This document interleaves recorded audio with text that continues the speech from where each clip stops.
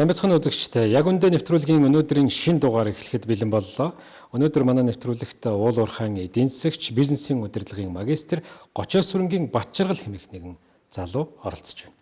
За сайн байна уу? Сайн. За манай үзэгчид бол өөрөө чинь төдийлөн сайн мэдэхгүй учраас Батчаргал гэдэг хүн яг хин юм бэ? Хувь хүнийхээ талаас өөрийгөө нэг товчхон танилцуулж өгөөч гэж хүсмээр байна. Миний биеийг Гочоос сүрэнгийн Батчаргал гэдэг.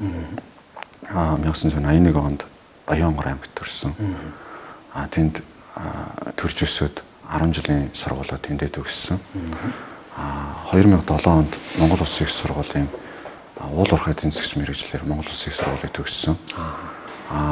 Түүний дараа ажиллаж байгаад 2012 онд Бүгд найрамдах Солонгос улсын Бөгөөний үндэсний их сургуулийг бизнес удирдлагын сургууль, санхүү бүртгэлийн мэргэжлэр магистрийн зэрэг хамгаалсан байдаг.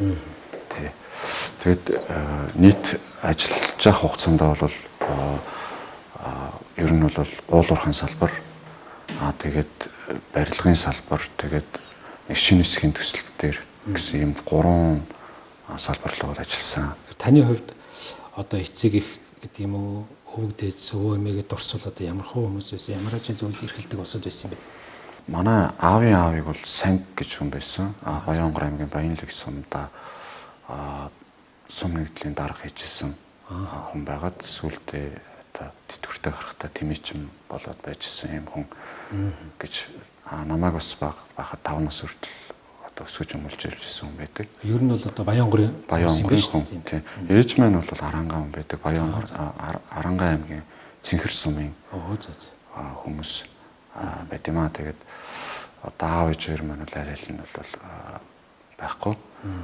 Тэгээд ээж маань бол талын ах дүүнэр байна. Аавын талын маань ах дүүнэр байна. Мэдээж тэднэр маань бол захиж хэлдэг сайхан сургаалууд бол байдаг. Хүн ер нь удам өгсөөгөө үе үеэр ингээ мэдж явах юм бол одоо хүрээдсэн бар шиг байдэн шүү. Одоо аливаа зүйлд цадаж авд юм аа гэсэн энэ зүйлийг одоо хэлжсэн. Одоо тэгээд ээжийн маань тал бол их өндөр удамтай хүмүүс байт юм билээ. Аавын маань тал бас мэдээж бас их таачин тийм хүмүүсийн шарынхан гэдэг удам байт юм аа.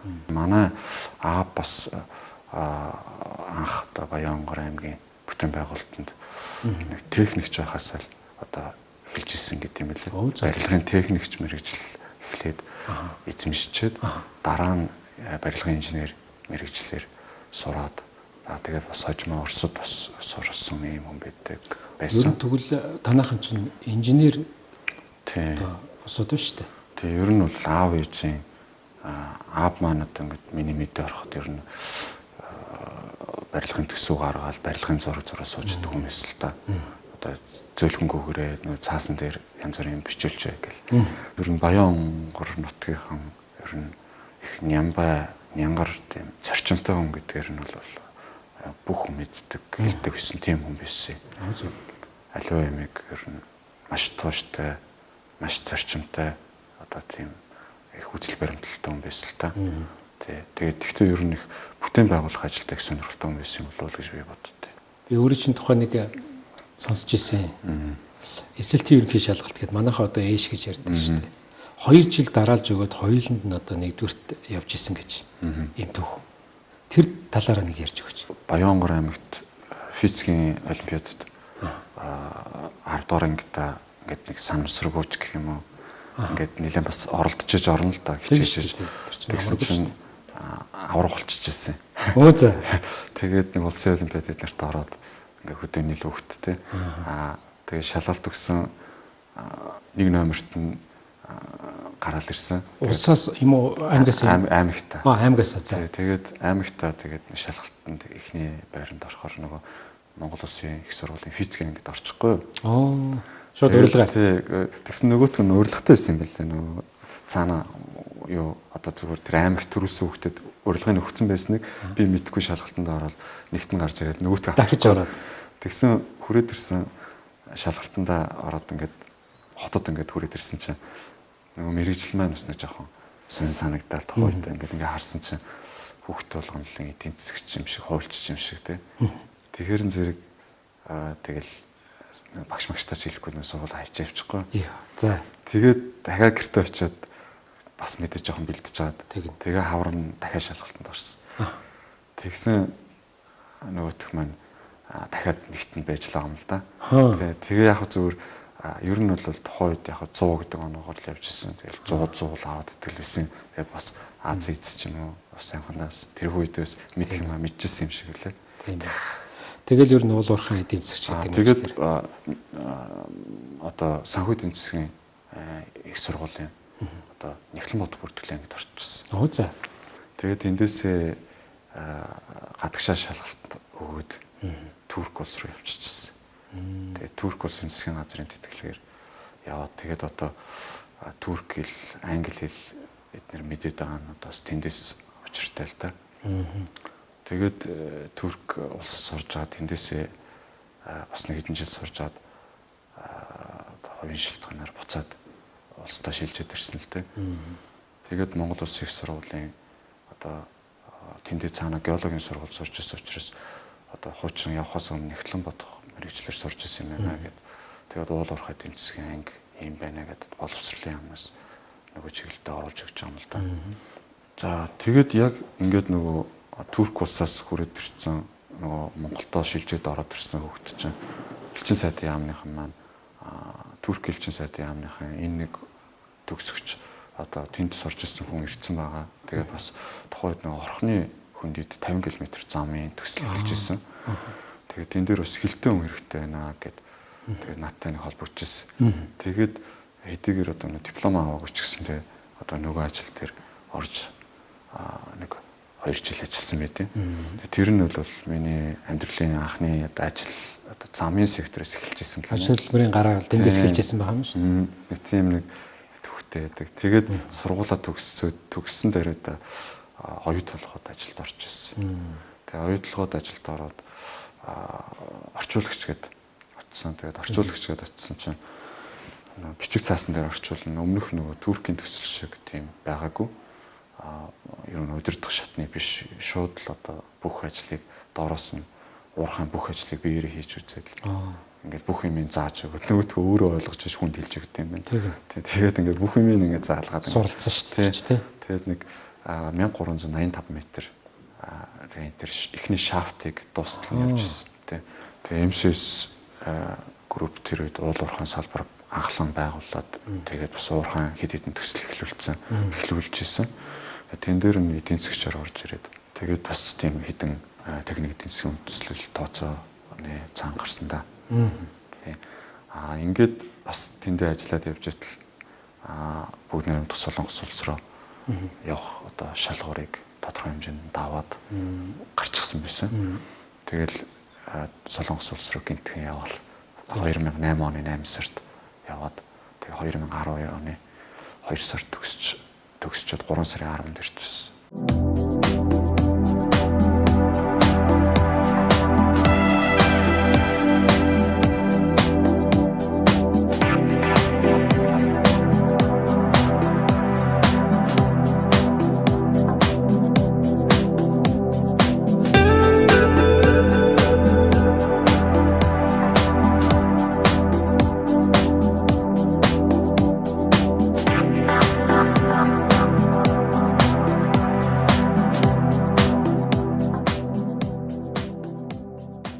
Энэ одоо олон орны хүмүүстэй гар нээлж хамтарч ажиллаж сурж явах хугацаанд ер нь бас энэ улсуудаас суралцах зүйл бол нэлээд байдаг байсан байх гэж би бодож байна. Ямар одоо зан чанар нь бид нар тусгаж авч болохоор Монгол хүнд хэрэгтэй зан чанар байна. Та ер нь юу гэж анзаарч байна? Туркуудтэй би ингээд тэр 2 жил ажиллахад бас их сайхан дайчин бас манай Монгол улсыг маш их халуун дулаанаар хардаг, ах トゥ гэж ярьдаг юм улс байдаг л да. Мэдээж маш сайхан ажил хийгдээд явсан. Оюутлогоо төслийн тухайд гэх юм бол тэнд бол Америк, Канада, Англи за тэгээд одоо хятад хүртэл инженерүүд байгаа юм. Өмнөд Африкаас, Шинэ Зеландаас, Оросоос хүртэл инженерүүд ингээд маш олон орны инженерүүд байдаг гэсэн. Тэгэхээр тэр болгонтой л одоо Канадад бол мэдээ дийлэнх нь Red Pat ч өөрөө яг уурхайн яг операци ажил хийж байгаа учраас яг одоо мэрэгжлийн инженерүүд нь тэнд байдаг. Тэгээд хамтын тэр ажил хийхэд бол үнэхээр бас маш их одоо туршлага, өчөөхөн жижиг одоо мэдээж цаасан дээрх ажлыгч, биеэр гүйцэтгэх ажлыгч гэсэндээ маш нэгтэн юм ба яг технологийн дагав яг алдаагүй хийх ёстой мэн гэдэг бол тэндээс айгүй их олж харж ирсэн. Маш өчөөхөн хинч анзаараад энэ димэд гэсэн алдааг бол баг хүлэн зөвшөөрдөг юм байл л дээ. Тэгээд сүүлд бас одоо шинэ хэсгийн төсөлтөөр 3 жил одоо Япончуудтай ажиллалаа, Солонгосуудтай ажиллалаа. Тэгэхэд бол бас үнэхээр нэгтэн бай. Хуулийн одоо тэр сайн чанар гэдэг ямыг гаргахын төлөө ажилт юм биш. Ёс суртахуун өндөртэй байдал бол бас байдаг. Хамтын ажиллагаанд бол энэ хүн байж би бас байгаа гэдгийг ойлгодог.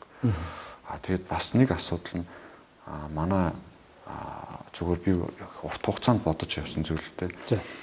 Улс орон маш хүнд байдалд ороод магадгүй дайн тулаанд ороод ялагдаад юм үнэхээр одоо газар хөдлөлтөнд өртөөд юм уу эсвэл аливаа нэг улсад колоничлогдоод юм уу тийм маш хүндрэлийг үүсгэсэн улсуудын хүмүүс нь ингээд айгүй нийтж байгаад байна уу да хамтж байгаад байна уу да. За сүүлд 2018 онд баха Солонгос руу дахиад бүр өөр мэргэжлэр сураа явцсан. IT-ийн мэргэжлэр. Тий. Энэ их сонирхолтой. Яагаад бүр уул уурхай эдийн засгч тэр чиглэлээр нэлээд удаа ажиллаж исэн хүн огт үр салбар руу ингээд шилжих болов. Энд чинь бас одоо хувь хүний хувьд бас нэлээд том шилжилт шүү дээ. Одоо шийдвэр гаргалтын хувьд. Тий.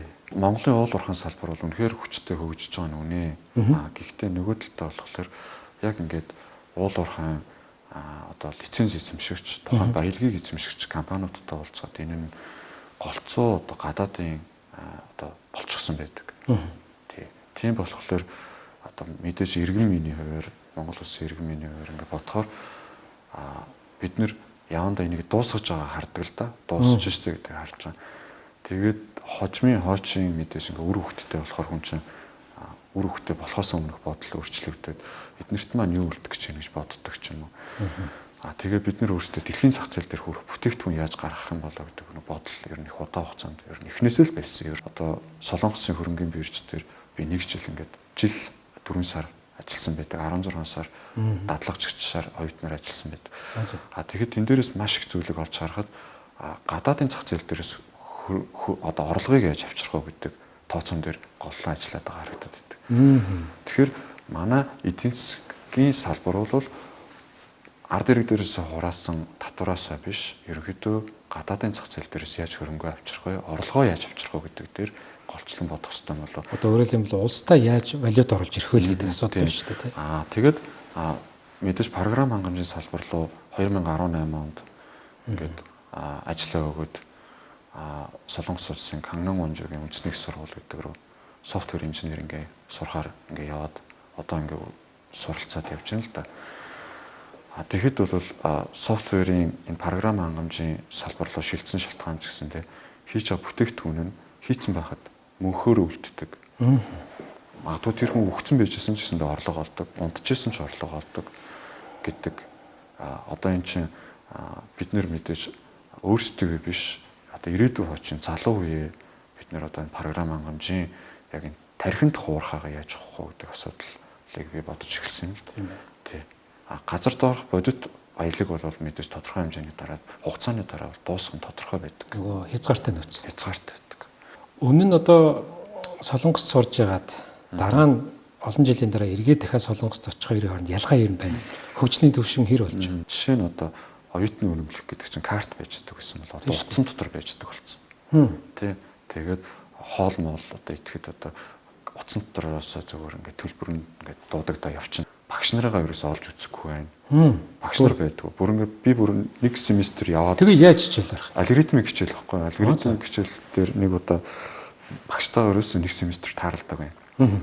Тэгэд би чинь нөгөө багшаа хайгаад одоо амхандаа бас нэг уулзчих гад багшаа би одоо гадаад хүн шүү одоо бас яах вүлээ шалгалтын материалаа хаанаас авах вүлээ гэдэг ингээд одоо бас хүндрэлтэй юм бид нэр асуух гад хайгаад утсан чинь уулзах амарч хэрэг байхгүй чи ингээд хичээлээ зүгээр интернетээс сургуулийнхаа юм дээрс л ингээд үзэлттэй хийлтэй гэдэг ингээд тэгээ өөрөөр хэлбэл бас давуу тал нь мэдээж тэр багш нэг ярьсан юм а дахиж хизээч ярихгүйгээр бүтээгдэхүүн болгоцсон. Бид нар нөгөөдгийг хараа суучлаа юм л да.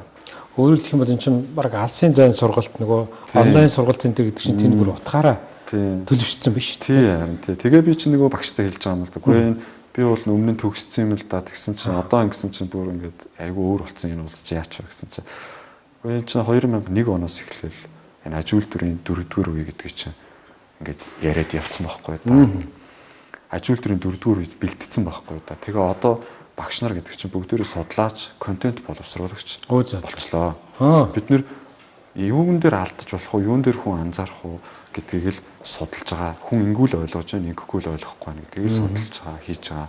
Бас шинэ мэдээллийг контентоо баяжуулж байгаа л гэж байгаа юм. Сургалтын төлбөр нь бол ойролцоогоор баг 10 дахин хямдэрчиж байгаа юм. Тий. Тэгэхээр зэрэг мэдээж бидний хувьд бол олзуурах штэ. Тийм л болчихж байгаа. Өнөөдөр Монголын байдал юу вэ гэдэг? Монголын IT-ийн хөгжил хаана явна вэ гэдэг асуудал гарч ирж байна шүү дээ. Одоо Америкт ч тэгж байна, Эстонд ч тэгж байгаа юм байна, Норвегт ч тэгж байгаа юм байна, Швейцт ч тэгж байгаа юм байна. Солонгост ч ялгаагүй тэгсэн. Хүүхдүүдэд 6 настайгаас нь эхлээд Python-ыг одоо програм хангамжийн хичээл дээр Python гэдэг хэлийг заагаад байгаа. За. Тэгэхээр нөгөө дүн тавьдаг юм байна. За.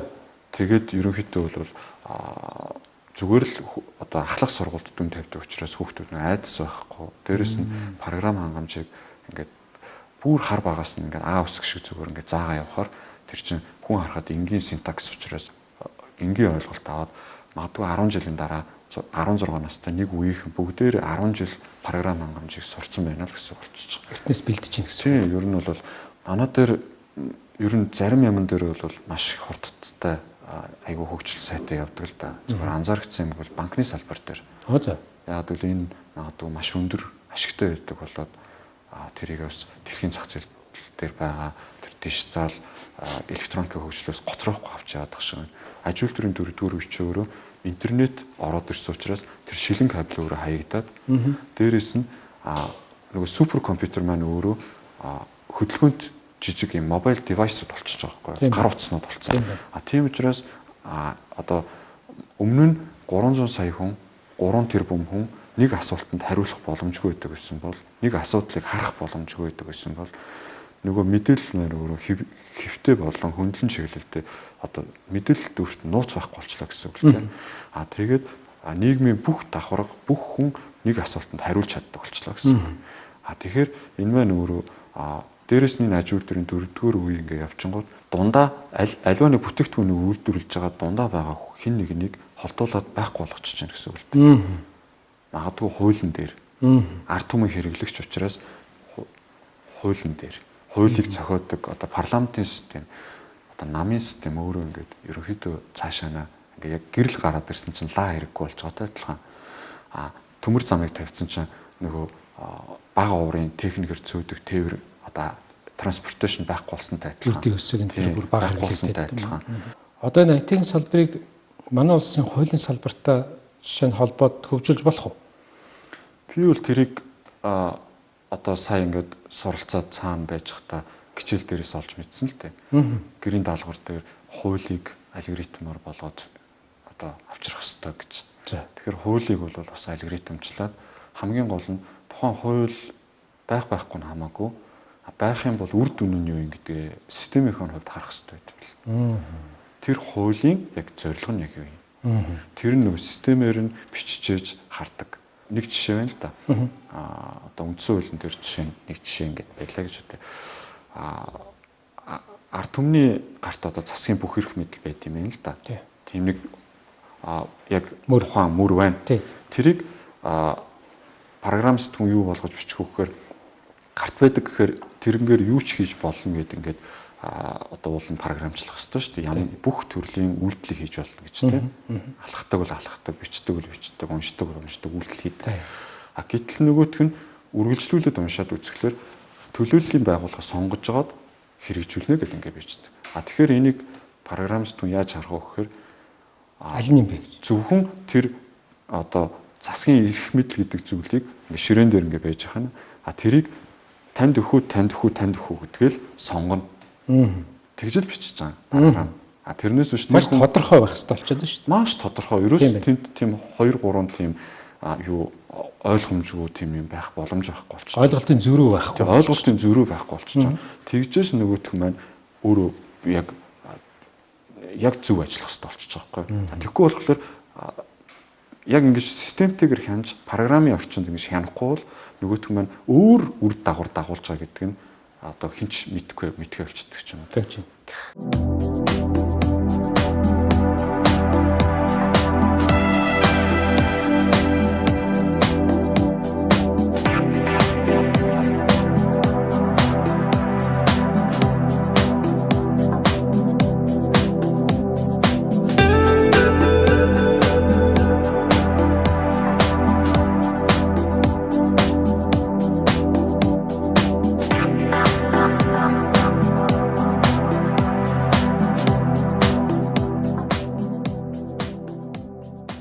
Бидний үеийн залуучууд ямар нэг хэмжээгээр хувийн бизнес хийж үзсэн байдаг.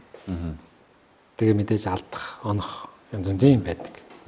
За онс нь бол тун цөөхөн. Би бол цун цөөхөн гэж хэлнэ. А гэхдээ өөрөө одоо тодорхой хэмжээгээр эрсдэл үүрээ тэрнийхээ төлөө яваад хохироод үзсний дараа бас нэг том сургамжууд бол үүсэж байгаа шүү дээ. Одоо яг одоо оноо бас нэг тодорхой тэдэн гэдэг сайн санахгүй.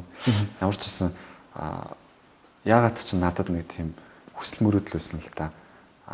Хин нэгэн ухаж хахад би бас нэг ургуулжтай мэдээж ингэж бас орлого олчихсан. Бас тэгээд бас хин нэгний хоол хүнсийг бэлтчихсэн ч гэдэг юм уу.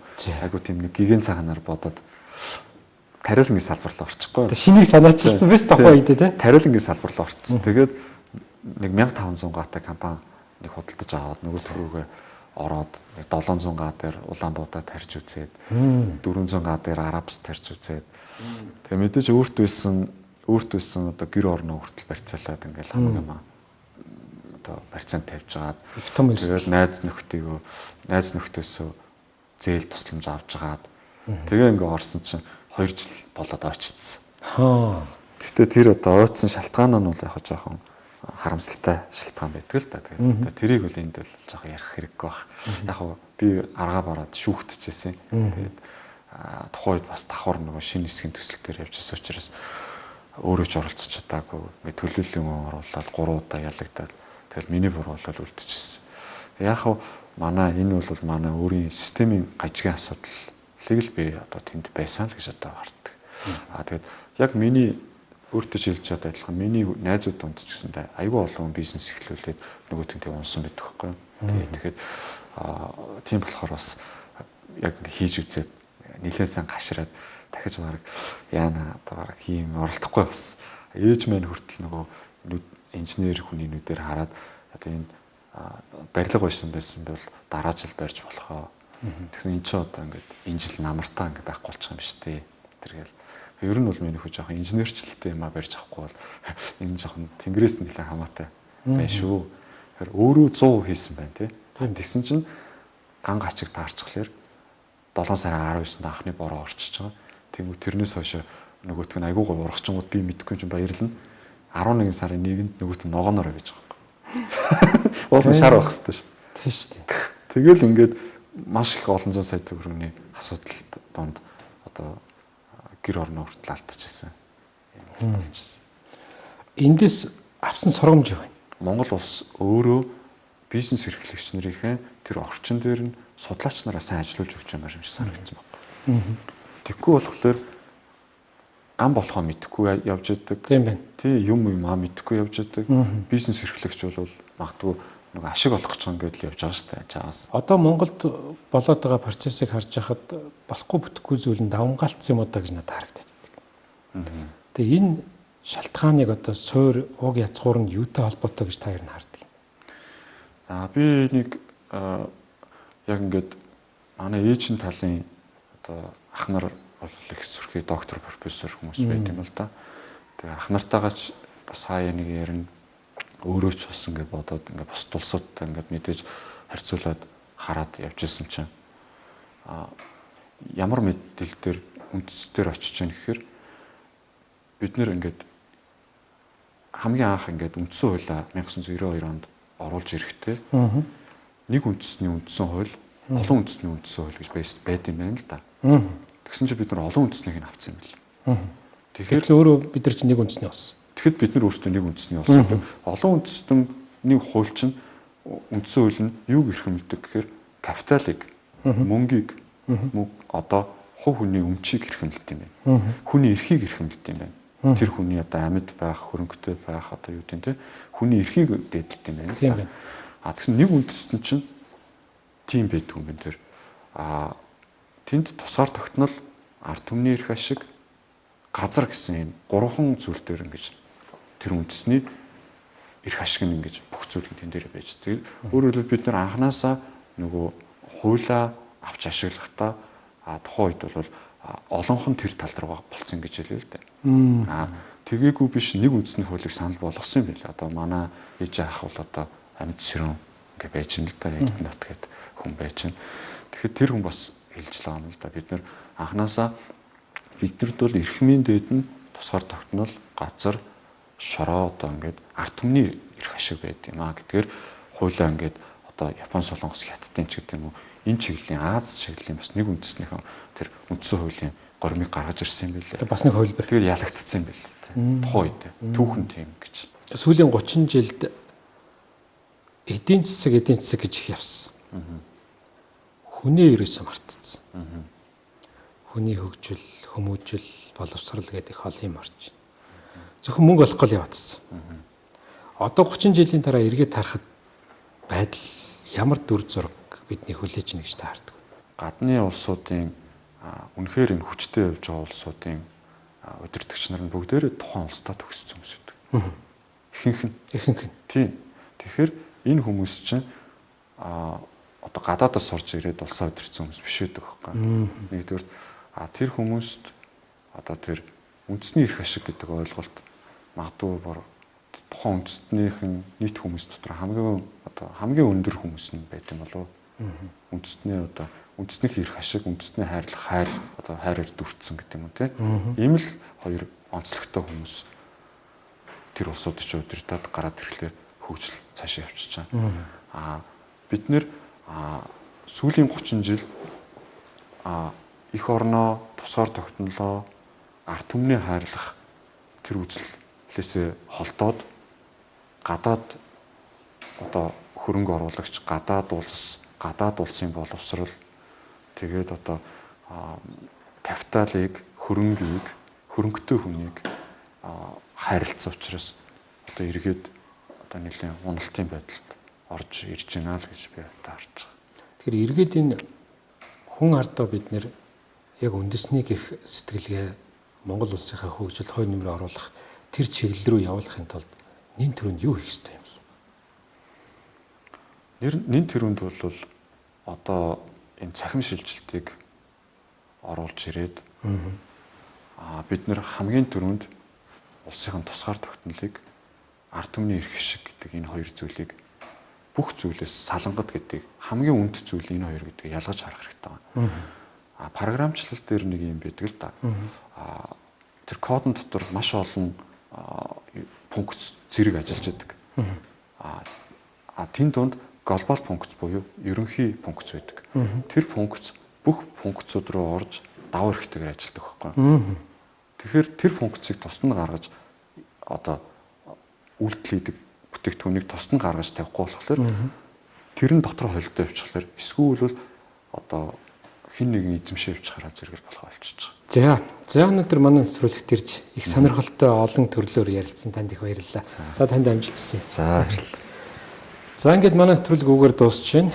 Өнөөдөр бид уул уурхайн эдийн засагч, мөн бизнесийн удирдлагын магистр Очоос хөрөнгийн Батчаргал хэмээх нэгэн залуутай ярилцлаа. Дараагийнхаа дугаараар иргэн уулзцгаая үзэгчдээ.